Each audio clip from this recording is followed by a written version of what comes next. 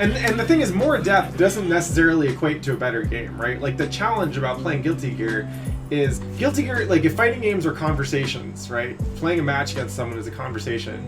Guilty Gear has the potential for a lot of fantastically deep conversations, but the odds that you will find someone with whom you can have a good conversation as equals is very low. And so a lot of times when you're playing Guilty Gear, you're either opening someone's heart and mind up to the truth that is Guilty Gear, or you are the one being opened up, and it is your heart that is being opened to the truth, right? And those, as conversations go, they can be pretty one-sided. Now, the cool thing is that after that conversation, you get to go and sit down and think about all the things that you thought you knew how to do that you don't, in fact, know how to do. And that's great. But it can be hard to feel like you're having a conversation among equals, because true equals are hard to find, right? That's okay. There are lots of games out there like that.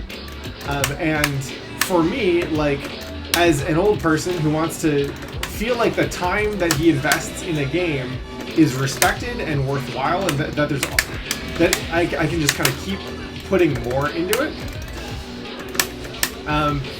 that's fucking great, but that's not what everyone wants, right?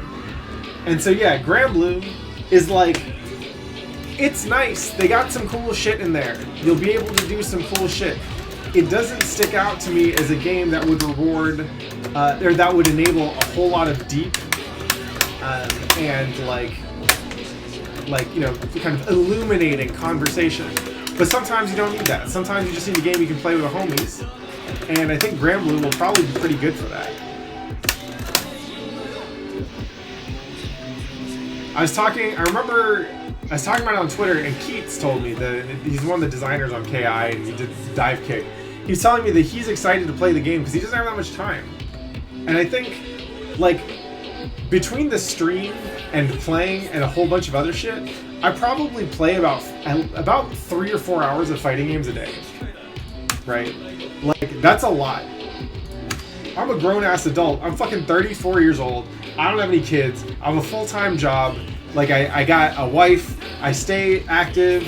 I got hobbies. But mostly, I play some fucking fighting games. And so for me, 4 hours a week, or 4 hours a day in mostly Guilty Gear feels great. If you don't have 4 hours a day, Guilty Gear is less satisfying. It just can take you longer to get there. And so for people who don't have 4 hours a day to sink into fighting games, Granblue's probably going to be great for them.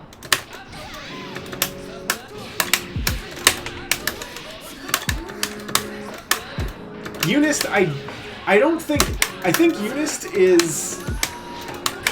is not quite the level of Gear in terms of the overall complexity and depth. I think Grid does a whole lot of cool shit. But Grid is, so once you learn how Grid works, and I'm still working on it myself, but once you get good with Grid, when you look at how it's applied in game, it's essentially like a clamping function, right? So like, you have all these crazy characters, these crazy abilities, and you need to design a set of systems that makes it so that they can all play a video game, like, comfortably together, right? Like, you got Phonon with her full screen buttons, you got Chaos and he's got a pet, you've got Eltnum and the fucking godlike damage, blah blah blah blah blah. Like,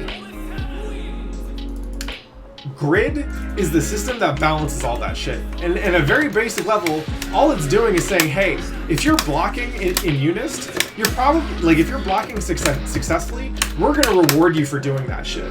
So that no matter what kind of oppressive shit the opponent has, if you're blocking it, you're good. You will get your turn eventually. You'll get to, like, power up and fucking and break their, like, oppressive neutral hold, like, eventually. Like, all you gotta do is just win Grid, and you can do that by blocking, right? That is cool. It does not necessarily create depth. It gives you interaction. It gives you a tool to make interactions that would be a little bit more ambiguous as to who's winning or who's supposed to be doing this. It makes it very clear, and that's cool. The thing that UNIST has as a game is, like, you get a lot of super powerful characters in a real small space, but it works out because Grid. That's awesome, right? Grid is this great pressure release valve that means that the character designers can do a whole bunch of crazy shit, and as long as their grid interactions work out, they're balanced, and they don't have to worry about it as much. But it is not a function for depth. I think it enables more complex character designs, and that's cool.